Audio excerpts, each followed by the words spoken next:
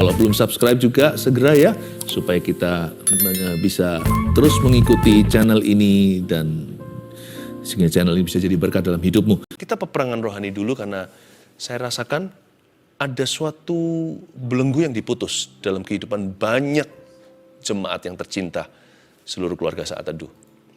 Dan saya berikan judul hari ini, Anda bisa catat, mengenali tipu muslihat setan.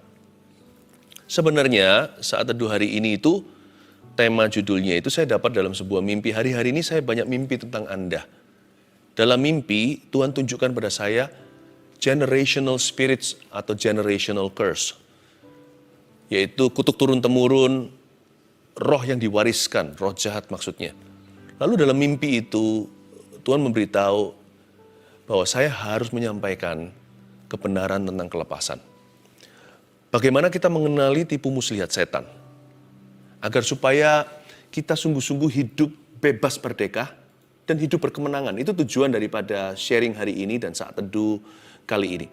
Supaya Anda menerima roh kemenangan dari Yesus Kristus, supaya kita bisa mengenali setiap tipu muslihat setan. Jangan ada yang terjebak lagi, jangan ada lagi yang jatuh dalam dosa, jangan kena belenggu, kena perangkap setan, apalagi sampai roh jahatnya itu turun-temurun diwariskan. Sebenarnya Tuhan kasih jalan keluar, kita sudah menang. Roh Kudus yang bantu kita, roh di dalam dunia kalah. Kita buka sama-sama ayatnya di Matius pasal yang ke-12. Ayat yang ke-43 sampai 45, kembalinya roh jahat. Kita baca dulu ya, 43 sampai 45 saya bacakan. Apabila roh jahat keluar dari manusia, ia pun mengembara ke tempat-tempat yang tandus, mencari perhentian. Tetapi ia tidak mendapatnya. Lalu ia berkata, aku akan kembali ke rumah yang telah kutinggalkan itu. Maka pergilah ia dan mendapati rumah itu kosong, bersih tersapu dan rapi teratur. Lalu ia keluar dan mengajak 7 roh lain yang lebih jahat daripadanya, dan mereka masuk dan berdiam di situ. Maka akhirnya keadaan orang itu lebih buruk daripada keadaannya semula. Demikian juga akan berlaku atas angkatan yang jahat ini. Jangan ditutup Alkitabnya, ayat per ayat saya bahas sekarang. Judul kita hari ini mengenali tipu muslihat setan. Anda dan saya perlu tahu dari cerita Adam dan Hawa, waktu Hawa bicara sama si ular yang menghasut dia untuk makan dari pohon terlarang. Cara kerja setan itu yang pasti lewat asumsi ya. Asumsi itu seperti magic show gitu. Itu semua ada trik-trikannya. Jadi bukan kuasa beneran. Setan punya kuasa, tetapi dia adalah kuasanya malaikat yang jatuh. Dia bukan kuasa kemahakuasaan Allah. Itu Roh Kudus yang punya karena dia adalah Roh Allah yang hidup. Sebagai malaikat, dia punya power. Tetapi senjata ampuhnya bukan powernya, tapi tipu muslihatnya. Seperti orang kalau magic tricks gitu, kira-kira di sini ada the cup atau itu ya, gelasnya, lalu diputar-putar bolanya di situ, semua orang kira bolanya di sana, waktu dibuka bolanya nggak ada di situ. Jadi sebenarnya ada triknya, saya juga nggak tahu gimana. Tapi orang asumsi bolanya di sana, karena tadi terakhir kali mata kita mengikuti cup itu atau gelas tersebut, bolanya di situ. Setan itu bekerja lewat asumsi, seperti Hawa diberitahu dihasut oleh si ular tua. Lihat itu buah, maka buah itu nampak enak atau sedap di matanya. Dia merasa kepingin mencicipi, padahal Tuhan berkata itu terlarang. Tuhan jelas-jelas beritahu kalau kamu makan, pada hari kamu memakannya, kamu akan mati. Hawa nggak ngerti mati itu apa, karena zaman dulu, pada waktu manusia belum jatuh, kematian itu belum ada. Karena itu kematian di situ dia nggak mengerti, karena dia tidak tahu, dia masuk ke area yang tidak familiar, dia ketipu karena dia tidak bergantung dengan firman Tuhan, dia tidak percaya kepada Tuhannya. Tapi pikirannya dengar-dengaran dengan setan, asumsi terjadi. Dia berkata itu kalau gua makan pasti enak, kalau saya cicipi, gak mungkin saya mati. Malah saya akan melihat seperti Allah, melihat segala perkara. Hati-hati dengan asumsi ya. Hidup itu jangan assuming. Hidup itu harus believing the word of God. Hidupmu harus hidup oleh firman Allah. Hidup orang percaya bukan karena melihat itu bisa tipuan mata. Tapi harus karena mendengar firman Kristus. Hidup kita karena iman, karena percaya pada firman Tuhan. Udah, apapun terjadi di dunia ini sekeliling kita, pegang firman Allah, nggak mungkin salah. Sekalipun mungkin sekarang realitanya beda, tapi firman Tuhan tidak pernah gagal. Pada ujung akhirnya orang yang pegang firman itu yang menang. Selain itu saya coba jelaskan sebelum bahas ayat mengenali tipu muslihat. Tipu muslihat itu juga bekerja lewat kompromi. Be careful itu. Banyak orang gonjang-ganjingkan atau banyak mendebatkan tentang 666, 666. 666 itu sebenarnya gini loh, artinya simbol setan itu mendekati angka 7. Secara simbolis di Alkitab 7 itu angka sempurna, makanya ada 7 mata Allah. Ya kan? Lalu itu bicara tentang Roh Kudus, itu sempurna pengetahuannya. Dia itu omniscient, dia maha tahu. Nah setan itu mau mendekati, dia kan kepingin jadi Allah. Karena itu dia ingin jadi 7, jadi sempurna, tapi nggak bisa. Jadi seperti kalau 100% itu 99,9999999 nggak pernah notok sampai ke 100 bulat. Nggak bisa dia, karena dia bukan Allah. Karena itu kurang dari 7 itu apa? 6. Hati-hati dengan kompromi. Tak apa-apa lah ya, gini-gini Tuhan pasti ngerti. Setan kerjanya lewat gitu. Nyaris, mirip, hampir, kurang lebih, kira-kira. Begini aja loh ya, itu bahasanya setan. Ah gini aja gak apa-apa lah. Semua orang juga melakukan kok. 6. Saya gak bicara tentang antikristusnya. Atau meterainya, itu nanti lain cerita di kitab Wahyu. Di situ ada pewahyuan. Tapi saya berikan aplikasi yang paling sederhana. Untuk Anda dan saya bisa mengerti bagaimana cara kerja setan supaya kita jangan ditipu muslihat oleh dia. Jangan sampai kita terjebak. Kadang-kadang kita juga merasa, nggak apa-apa. Kita kompromi. Karena dosa itu artinya missing the mark. Dosa itu bukan melanggar firman jangan-jangan. Jangan boleh, nggak boleh ini, nggak boleh itu, jangan melakukan ini, jangan melakukan itu. Tapi dosa itu artinya meleset dikit. Nggak sampai ke jackpot tengah.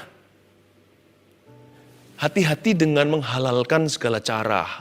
Itu cara setan. Kompromi itu adalah bahasanya.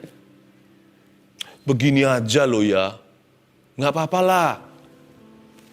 Masa suci terus mulutnya, sekali-kali sumpah serapah. Tuhan ngerti lah ya, saya kan masih hidup di dunia. Begini aja loh, kok dipermasalahkan. Hati-hati dengan yang demikian. Nah sekarang kita sudah ngerti sedikit tipu muslihat setan, kita lanjutkan. Ayat 43, apabila roh jahat keluar dari manusia, ia pun mengembara ke tempat-tempat yang tandus mencari perhentian. Tetapi ia tidak mendapatnya. Ayat 43, apabila roh jahat keluar dari manusia. Jadi roh jahat itu ada. Setan itu nyata. Saya ngomong begini untuk kebaikan Anda, bukan untuk memuliakan kuasa kegelapan. Tapi kalau kita menganggap mereka nggak ada, bahaya nanti kita masuk dalam game atau tipu muslihatnya. Setan itu nyata, tapi kita harus waspada. Yesus sudah menang untuk kita juga bisa menang bersama dengan dia. Tetapi jangan main-main. Dan jangan kita itu main-main dengan api, jangan kita itu coba-coba. Karena setan bisa menjatuhkanmu. Alkitab sendiri di sini memperingatkan bahwa roh jahat itu kalau keluar dari rumah itu, dia akan mengembara untuk kembali mencari tempat perhentian yang sama. Dan misi setan apa? Dia selalu mencuri, membunuh, membinasakan. Jangan lupa, jackpot atau tuaian terbesar yang setan inginkan adalah jiwamu akan suatu hari masuk ke neraka bersama dengan dia, disiksa selama-lamanya di dalam belerang penghakiman Allah. Dia nggak mau suatu hari dihukum kekal sendirian. Itulah binasa. Karena itu pekerjaan setan yang paling wahid nomor 1 adalah membutakan manusia supaya jangan melihat terang Injil, agar supaya jiwa mereka binasa. Tidak ada produknya lebih gede dari itu. P huruf besarnya yaitu, dia ingin agar supaya keluarga Anda atau anggota keluarga Anda yang belum percaya itu untuk tetap tidak percaya sampai mati supaya dia mati dalam dosanya.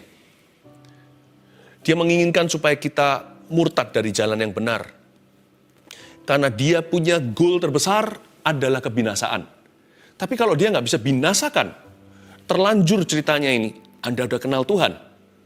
Dia kalau bisa bunuh, dia akan bunuh kita. Setan itu a murderer, not only a liar. Dia bukan hanya pendusta, dia pembunuh juga. Tapi kalau dia nggak bisa bunuh, dia akan mencuri sesuatu. Dia akan mencuri damai sejahtera, mencuri sukacita, mencuri dalam hubungan kita. Dia kalau nggak bisa mencuri yang gede, dia mencuri yang kecil. Kalau dia nggak bisa menjadi a mighty thief, dia nggak bisa menjadi seorang pencuri yang sejagat raya, dia akan jadi a petty thief. Dia akan menjadi pencuri maling ayam. Setan akan mencoba untuk mencuri sesuatu dari hidupmu, terutama mencuri firman. Lalu dikatakan di sini, ia pun mengembara ke tempat-tempat yang tandus mencari perhentian. Kata mengembara di situ menceritakan kepada kita, setan itu sifatnya seperti apa? Dia itu adalah seorang drifting spirit. Roh yang mengembara, roh yang penasaran. Karena dia jatuh, bukan? Karena dia sudah tidak menjadi malaikat Tuhan. Istilahnya gentayangan. Karena itu dia bekerja, dia tahu waktunya singkat. Dia harus sesatkan dunia. Dia harus melakukan semua yang dia bisa lakukan sebelum berakhir masanya. Dia mengembara. Dan dia mencari perhentian. Kata mencari perhentian di situ, kalau dia nggak ketemu rumah baru, ya, dia mencari orang yang mudah terjebak. Dia mencari seseorang yang vulnerable, mencari seseorang yang rawan kena setan. Tapi lalu ayat 44, lalu ia berkata, aku akan kembali ke rumah yang telah kutinggalkan itu. Ini bukan rumah hantu. Tuhan bicara tentang nyawa atau hidup manusia. I will go back to my old haunt. Kata haunt, haunted, atau rumah yang ada hantunya. Dia berkata, aku akan kembali ke rumah yang sama. Maka pergilah ia dan mendapati rumah itu kosong, bersih, tersapu, dan rapi teratur. I will go back to my old haunted house. Aku akan kembali ke rumah hantu yang lama. Ini bukan bicara tentang rumah aja. Kalau rumah gampang saudara, nggak usah ditakuti. Tapi kalau kehidupanmu, hati dan pikiranmu, itu yang perlu diwaspadai. I will go back to that person. Aku akan kembali kepada orang itu. Saya jelaskan dulu jenis kuasa gelap yang ke-1 ini yang harus Anda waspadai. Ini bukan poin pertama ya, nanti saya kasih aplikasinya. Namanya familiar spirit. Atau roh yang familiar. Roh yang familiar itu gimana ya? Itulah yang disebut generational curse atau kutuk turun-temurun. Kok bisa mirip ya kejadiannya ya? Atas sakit ini turun-temurun selalu nggak jauh dari itu. Buah nggak jauh dari pohonnya. Selalu ada yang sakit demikian. Dunia berkata itu gennya atau DNA. Tetapi saya percaya memang juga ada kutuk yang diwariskan. Tapi bukan hanya penyakit. Tapi cara kerja roh jahat itu bisa sama. Perceraian contohnya. Makanya itu usahakan keluarga Anda utuh, apapun harga yang harus dibayar. Supaya jangan membuka legacy atau jangan menjadi sebuah warisan yang baru. Sebab ketika Anda buka celah, bukan Anda sendiri yang membayarnya. Orang berikutnya turut membayar pula. Generational curse itu ada. Juga bisa diturunkan lewat tradisi. Tradisi itu bukan berarti semua tradisi salah. Saya ini di rumah dibesarkan dalam tradisi timur, tetapi saya sekolahnya di tradisi barat. Jadi saya ngerti masing-masing itu ada kelebihannya. Contohnya tradisi barat, itu lebih bisa menaruh pikiran dalam kata-kata. Jadi orangnya lebih fair. Apa-apa itu bicara belak-belakan atau terang-terangan dan bicara di depan. Tetapi itu kelebihannya, pegang kalau itu sesuai dengan firman, karena firman Tuhan ajari kita untuk jujur dan terus terang. Tetapi tradisi timur itu bagus sekali, hormat sama orang tuanya. Memang bisa berlebihan sampai ke penyembahan, ya kita jangan. Tetapi yang baik kita pertahankan. Tradisi timur itu sangat bagus sekali respeknya, the culture of honor, atau kebudayaan untuk saling menghormati, menghargai. Sama yang tua itu kita itu lebih menghormati, lebih nggak susah. Dan itu bagus sekali karena firman Tuhan berkata, hormatilah orang tuamu. Itu 10 perintah Allah. Jadi sebenarnya masing-masing ada bagusnya. Tetapi karena kebudayaan-kebudayaan ini juga belum ditebus, maka itu kita harus bercermin dengan firman. Apa yang bukan dari Tuhan, ya janganlah Anda adopsi dan terapkan. Tetapi ternyata di area-area yang abu-abu atau yang gelap dalam setiap kebudayaan, turun-temurun secara tradisi diwariskan, setan juga bisa bekerja lewat tipu muslihatnya, asumsi, lewat tradisi, dan juga lewat kompromi-kompromi yang diizinkan untuk melanggar firman Tuhan. Orang-orang yang sudah percaya pada Yesus, statusmu adalah warga negara kerajaan sorga. Tetap pada budaya di mana Anda dilahirkan dan dibesarkan, atau di mana Allah menempatkan. Tetapi pilih-pilih, belajar selektif dengan apa yang Anda aplikasikan di hidupmu. Semua harus melalui screening firman Tuhan dulu. Tetapi yang disebut dengan familiar spirit adalah roh yang akan kembali ke rumah yang telah ditinggalkan itu. Jadi kalau saya orang Indonesia, saya sekolah atau pindah ke luar negeri, kemanapun saya akan cari nasi. Karena bagi saya dan perut saya, nasi itu familiar. Nasi itu tidak asing. Bahkan lidahku craving atau bahkan perut dan mulut saya menginginkan nasi yang hangat-hangat itu, apalagi waktu hujan-hujan dan dingin di tempat yang baru. Nah, dari sini kita tahu bahwa roh jahat itu tidak akan berhenti bekerja di dalam satu family. Kalau papanya mati, dia akan cari rumah berikutnya yang mirip papanya itu. Yang sifat-sifatnya, gaya bahasanya, cara bicaranya, kelakuannya, dia akan cari. Itulah sebabnya siapa yang percaya dulu dalam rumah itu harus berdiri teguh. Harus jadi orang Kristen yang sungguh-sungguh, jangan kompromi. Gimana kita bisa kompromi? Kalau kita kompromi maksudnya gimana kita bisa kalahkan iblis dalam rumah tangga kita? Kalau kita masih pinjam produknya, kompromi adalah produk setan. Kita harus kuat dalam firman Tuhan dan mengalahkan iblis. Familiar spirit itu harus hati-hati. Generational curse itu memang terjadi. Tapi nggak hanya itu saja, kita baca dulu ayat 45, lalu ia keluar dan mengajak 7 roh lain yang lebih jahat daripadanya. Dan mereka masuk dan berdiam di situ. Maka akhirnya keadaan orang itu lebih buruk daripada keadaannya semula. Demikian juga akan berlaku atas angkatan yang jahat ini. Lalu yang pertama adalah roh yang sama, yang kembali ke rumah yang telah ia tinggalkan. Itu roh yang familiar. Roh yang lama lah ceritanya. Lalu ada roh baru.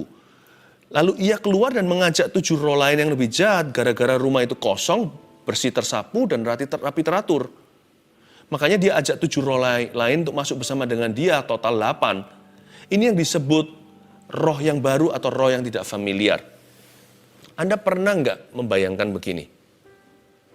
Saya sebagai hamba Tuhan melihat berkali-kali, papa ngerokok, berakhir anaknya narkoba. Apa yang dihalalkan di generasi tua, menjadi-jadi di generasi muda. Guru kencing berdiri, atau papanya, maka anaknya kencing sembarangan. Jangan kira roh itu hanya diwariskan yang familiar saja.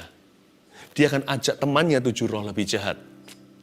Papanya nikotin, anaknya narkoba. Di generasi orang tua kepahitan, sukanya benci, di bawahnya pasti ada yang depresi. Dia menggandeng roh yang lebih jahat dari dia. Itulah sebabnya saya memperingatkan untuk tidak main-main dengan dosa. Bukan untuk nakut-nakuti. Sebab dosa dan iblis dan kedagingan kita itu trio sekawan. Dan itu bekerja sama. Itulah sebabnya kita harus waspada dengan tipu muslihat setan. Jangan sekali-kali asumsi, karena kita lemah dengan firman. Lalu kita kompromi, buka celah, masuklah dosa. Dan jikalau dosa itu menjadi matang, dia melahirkan maut. Roh jahat itu benar-benar ada, setan itu nyata. Kita jangan mengolok-olok dia, kita nggak usah takut juga. Tetapi kita caranya profesional kalau mau lawan roh-roh jahat itu. Tuhan menghardikmu di dalam nama Yesus, kita datang dengan firman. Seperti Yesus Kristus, sekalipun dia adalah anak Allah. Dia nggak mentang-mentang adalah yang punya sorga. Dia nggak mentang-mentang yang maha kuasa. Ketika dia menjawab setan, dia nggak menjawab dengan pikiran manusia. Dia berkata, ada tertulis demikian. Yesus anak Allah, tanpa dosa, pakai firman untuk melawan setan. Bahkan, Alkitab mengajarkan untuk kita tidak menghujat sesuatu yang kita tidak tahu. Alam roh itu ada. Karena itu satu-satunya jalan aman, satu-satunya perlindungan kita adalah Roh Kudus dan firman Allah. Udah itu aja. Doa dan firman semua dikuduskan. Kita nggak usah berbincang dengan malaikat, bahkan nggak usah lihat setan. Kalau ada orang yang bisa begituan, nggak berguna. Doa aja supaya ditutup mata rohanimu daripada melihat yang tidak-tidak atau bukan-bukan. Kecuali kalau Tuhan kasih kepekaan seperti dalam bentuk pelayanan. Lalu untuk melepaskan tawanan, saya berdoa begini, lalu saya diberikan sebuah perasaan. Apa yang harus saya doakan untuk orang yang saya layani. Nah itu lain cerita. Tapi kita jangan jadi ghostbuster yang kemana-mana. Lihat roh jahat di mana-mana. Nggak usah. Kalau yang seperti itu bukan karunia, karena itu mengganggu damai sejahtera. Bukan hanya dirimu, tapi orang lain yang Anda ceritain. Juga terganggu damainya. Mereka rasa ada beberapa orang jadi punya bayangan yang salah tentang karunia. Saya mau dorong Anda untuk kuat di dalam firman. Nanti saya akan kasihkan aplikasi Anda, hal-hal yang sederhana bagaimana Anda bisa mengisi hidup dengan hal-hal yang berguna. Tetapi ingat dulu, familiar spirit itu ada. Karena itu Anda harus kuat di dalam setiap rumah. Dan roh-roh yang baru yang tidak familiar dengan dirimu, itu juga ada. Itulah sebabnya saya juga punya kebiasaan, saya kasih gini ya, namanya hotel room wisdom. Hikmat tinggal di sebuah tempat yang baru. Kalau saya masuk ke sebuah hotel ya, saya kan nggak tahu kamar itu pernah dipakai untuk apa atau sebuah penginapan di mana. Saya nggak takutan orangnya, bener. Saya kemana-mana tidur, kalau saya tidur nggak pakai cahaya. Saya tidur nggak peduli di tempat yang berhantu, nggak berhantu. Saya tidur bisa nyenyak seperti bayi. Karena bagi saya setan yang perlu kita waspadai bukan yang gitu-gituan. Bukan yang horor-horor begitu, yang menghasut pikiran itu loh. Yang Yesus sampai harus kesampingkan Petrus dan berkata, enyahlah kamu memikirkan apa yang dipikirkan manusia. Yang begituan yang harus hati-hati. Yang kepahitan, yang negative thinking, yang membenci. Setan-setan yang menghasut hati. Kalau yang cuman penampakan-penampakan gitu, gak usah imajinasi. Kemungkinan besar juga gak terjadi. Tapi kalau saya datang ke sebuah tempat itu tempat umum. Kalau saya tidur di situ, menginap, apalagi dengan keluarga, maka saya pasti akan bersihkan tempat itu dulu. Karena saya tidak tahu tadi dipakai untuk dosa apa, atau dipakai siapa. Roh jahat itu kan drifting spirit, dia mengembara.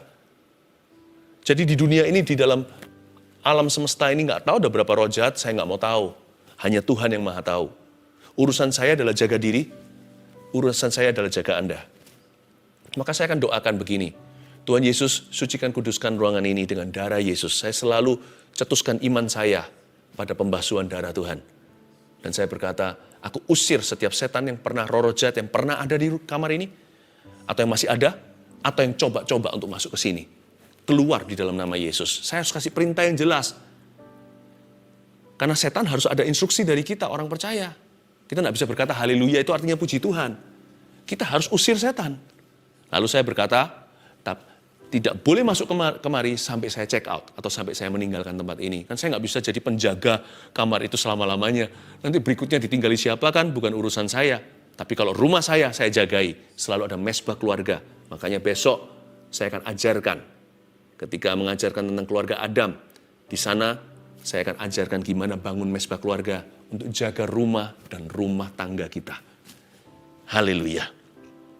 3 aja hal yang saya tunjukkan, dan saya jelaskan ke Anda bisa catat bagaimana Anda bisa hidup bebas dan selalu berkemenangan. 1, kita lihat dulu di ayat 44, baca sekali lagi. Lalu ia berkata, aku akan kembali ke rumah yang telah kutinggalkan itu, maka pergilah ia dan mendapati rumah itu, garis bawahi dulu, kosong. Ya, itu nomor 1, nanti saya jelaskan. Yang kedua, bersih tersapu, garis bawahi. Yang ketiga, rapi teratur, itu nomor 3. Oke, pertama, jangan kosong hatimu. Ingatlah untuk kita menang melawan tipu muslihat setan. Isilah hidupmu kenyang-kenyang dengan firman setiap hari. Dan isilah hatimu dengan hadirat Tuhan. Supaya jangan tumbuh akar kepahitan. Supaya hatimu jangan mudah ditipu dengan asumsi karena diisi dengan firman Tuhan. Dan diisi dengan hadirat Tuhan. Isilah dengan kasih. Kasih itulah gizi. Gizi sorgawi ya kasih. Jangan kosong hatimu. Hati itu jangan diisi dengan sembarangan, apalagi dengan sampah. Dan juga jangan sering-sering melamun. Enggak, bukannya nanti kesambar setan, tapi percuma, tidak berguna. Ya. Yang kedua tadi, setelah rumah itu kosong kan, kenapa rumah itu dimasuki lagi dengan familiar spirit? Karena rumah itu kosong, makanya jangan kosongkan hatimu. Yang kedua, rumah itu bersih tersapu. Kedengarannya kan bagus ya, bersih tersapu, tapi sebenarnya enggak. Ini bukan bersih tersapu netral, lalu tanpa kuman, bukan. Bersih tersapu di sini artinya swept away. Artinya dia tereliminasi atau menjauhkan diri. Karena itu poin nomor 2, jangan menjauh dari komunitas imanmu. Nggak bisa kita isi firman sendirian dan isi dengan hadirat Tuhan saja cukup. Adam perlu Hawa, itu pun masih bisa jatuh. Kita perlu, saudara seiman, jangan jauhkan dirimu dari pertemuan-pertemuan orang-orang kudus. Atau dengan persekutuan dengan mereka, sekalipun nggak bisa dengan fisik ketemuan. Pasti kita itu harus ada koneksi, terhubung dengan sistem tubuh Kristus. Jangan jadi lone ranger, jangan jadi petarung sendirian. Karena pasti kena, karena iblis itu seperti singa mengaum-ngaum, hendak memangsa mereka yang sendirian. Coba lihat itu, dokumentasi tentang hewan, di Afrika contohnya. Singa selalu cari, baik mereka yang lemah atau terluka, atau yang tersesat keluar dari kawanan hewan itu. Lalu dia lihat mereka itu ada yang tersesat, itu yang dikepung sama dia. Jangan menjauh dari komunitas imanmu. Ya, temukan komunitas Kristen yang sehat di mana Anda bisa bertumbuh. Lalu yang ketiga, kenapa dimasuki lagi? Karena rapi teratur. Ini sekali lagi kedengarannya baik sekali. Kan rapi, bukan, bedakan rapi teratur dan rapi terpakai. Kalau Anda melihat kantor seseorang itu rapi teratur, itu berarti kantornya tidak ada aktivitas. Kalau Anda lihat Alkitab Anda rapi teratur, bukan berarti tidak dirawat loh ya. Itu pertanda tidak pernah dibaca. Rapi teratur ini not good. Nomor 3, jangan menganggur hidupmu. Jangan nganggur. Meja seseorang yang dipakai pasti akan ditata. Tapi Anda akan lihat penanya sempat kepake. Di sini sana ada kertasnya atau ada laptopnya. Pasti ada. Kalau kita lihat satu meja itu kelihatan sekali itu brand new. Brand new not good. Otak kita kalau sampai brand new, itu celaka, berarti nggak pernah dipakai. Otak kita itu harus ada banyak kerutannya. Itu pratanda kita seringkali menggunakannya. Demikian pula dengan rumah ini. Ini bukan rapi terpakai, ini rapi teratur. Oleh karena itu, saudaraku, hari-hari ke depan bergunalah. Cari kesibukan. Selain pekerjaan utama Anda, tanggung jawab sehari-hari. Pastikan hidupmu diisi, jangan main game melulu. Jangan diisi dengan hal-hal yang gak berguna. Hobi pun pilih-pilih. Bukan berarti gak fun orangnya, tidak juga. Tapi pastikan Anda melakukan sesuatu yang juga ada nilai tambahnya. Saya punya hobi olahraga. Nah, itu bagus kan buat badan saya. Saya punya hobi saya hobi melukis. Itu juga sangat indah karena itu menjadi tempat saya menyalurkan kreativitas saya. Saya dorong Anda untuk melakukan ini. Jangan jadi rumah yang kosong, bersih tersapu dan rapi teratur. 1, 2, 3, jangan kosong hatimu. Kalau kita mau hidup kita betul-betul bebas, merdeka dan berkemenangan. 2, jangan menjauh dari komunitas imanmu. 3, jangan menganggur hidupmu. Lakukan ini dan terus berjalan dengan Roh Kudus. Anda adalah orang yang paling berkuasa di atas muka bumi ini karena Tuhan beserta. Haleluya. Mari kita saling mendoakan. Ulurkan tanganmu ke depan, saya tumpang tangan. Di dalam nama Yesus Kristus, I speak healing in Jesus' name. Dan sekarang dengan iman aku deklarasikan bukan hanya kesembuhan tapi kelepasan dari Tuhan. Pembebasan itu terjadi. Tahun Yobel telah tiba. Di dalam nama Yesus aku putuskan hubungan orang itu dengan kuasa gelap. Dan semua kutuk yang mengikuti familiar spirit dari nenek moyangnya, aku tolak di dalam nama Yesus dengan perisai iman melindungi seluruh jemaat saat teduh yang kucintai ini. In Jesus' name, di dalam nama Yesus Kristus. Haleluya Tuhan. Kau bekerjalah dengan caramu yang indah, dengan caramu yang mulia. Ora makaya syananana matakaram. Ora matakaman. Letakkan tangan Anda, tidak apa-apa. Saya mendengarkan ada orang yang sampai batuk-batuk dan juga ada yang lainnya muntah-muntah. Bukan seberapa banyak Anda tumpah, roh jahatnya keluar, tetapi Anda beriman pada Tuhan. Karena saya tidak bicara dengan orang yang insane atau tidak waras. Anda sudah dengar firman, Anda punya keputusan. Saya tahu sekarang juga saya lagi dengarkan, seperti ada orang yang batuk-batuk dengan begitu luar biasa, itu bukan karena sakit tenggorokannya. Itu karena memang setan sedang keluar dari tubuhnya. Ada yang tumpah-tumpah, saya lihat di dalam nama Yesus Kristus. Keluar setan, keluar dari hidup orang itu, dari keluarga orang itu. Kau bukanlah warisan lagi bagi dia. Sebab warisan orang ini mulai hari ini adalah Roh Kudus dari Yesus. Dalam nama Yesus, kuasa firman memotong setiap kutuk itu, memutuskan tali-tali najis tersebut di dalam nama Yesus Kristus.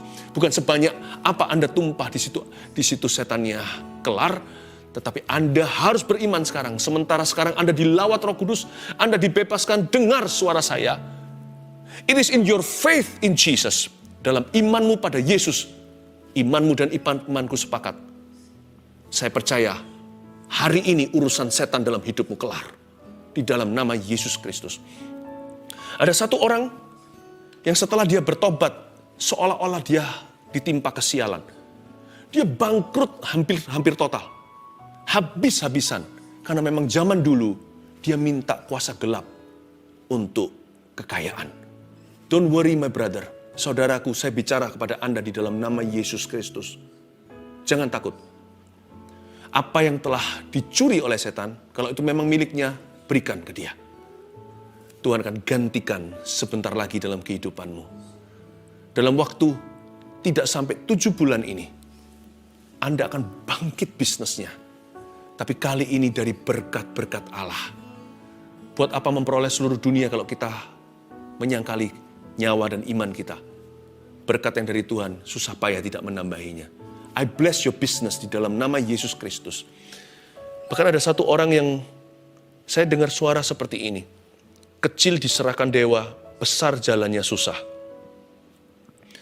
Saya patahkan di dalam nama Yesus ini bukan 1-2 orang, ini banyak ini. Aku patahkan semua ikatan itu yang dari sejak bayi bahkan belum lahir. Aku patahkan dalam nama Yesus Kristus. Orang ini punya pilihan dalam Kristus. Darah Yesus membasuhnya, memberi dia lahir baru, memberi dia suatu permulaan yang baru. Di dalam nama Yesus. Terima kasih Tuhan. Saya melihat seperti tumor mulai berjatuhan. Roh najis yang menjadi benjolan-benjolan dalam tubuh seseorang. Ada seseorang bahkan di payudara kirinya ada benjolan. Lalu sekarang payudara kanannya juga ada. Anda khawatir dan sekarang Anda mengerti. Oh, ini turun-temurun dalam keluargaku selalu ada begini. Tanteku juga demikian. Dan matinya juga begitu. Oh, tolak di dalam nama Yesus. Mari saya ajak sepakat di dalam nama Yesus. Sekarang juga setiap tumor, setiap kanker itu. Bahkan ada juga ketika saya berbicara seperti ini. Dipotong oleh firman Allah. Seperti ada pedang roh yang memotong tumor dan kanker itu. Bahkan ada gumpalan-gumpalan daging yang terjatuh dari tubuhmu. Detik sekarang saya bicara, tumor aku kutuki kamu, kanker aku kutuki kamu, seperti Yesus mengutuki pohon ara kering sampai ke akar-akarnya. I curse you cancer, I curse you tumor. Tumor aku kutuki kamu di dalam nama Yesus Kristus. Ada kanker dan tumor yang jatuh. Roh Kudus berkata ada kanker dan tumor yang sekarang juga bukan mengempis, menghilang, jatuh, lepas dari tubuhnya. Di dalam nama Yesus, right now, roh najis pergi. Di dalam nama Yesus Kristus. Lepaskan semua orang yang kepahitan. Lepaskan pengampunan. Jangan kepahitan lagi. Sebab tidak ada celah lebih besar daripada itu. Yakni benci. Karena kasih adalah gizi. Benci adalah racun setan. Aku patahkan dalam nama Yesus. Ampuni. Cepat angkat tanganmu. Dan katakan, aku ampuni semua orang yang bersalah kepadaku. Yang pernah dilecehkan. Ampuni sekarang. Tuhan sedang melayani. Oh, terjadi ministry. I can feel the presence of God. I can feel the power of God flowing. Sekarang juga seperti ada satu arus dari sini mengalir ke sana. Terimalah, terimalah, terimalah. Mari kita angkat tangan. Mari kita angkat tangan, kita terima berkat pengembalaan. Terimalah berkat dari Allah Bapa, Allah Putra dan Allah Roh Kudus. Menyertaimu, roh di dalam dirimu lebih besar daripada roh di dalam dunia. Hiduplah merdeka. Hiduplah dalam hadirat Tuhan dan firman-Nya. Be blessed in Jesus' name. Haleluya. Amin.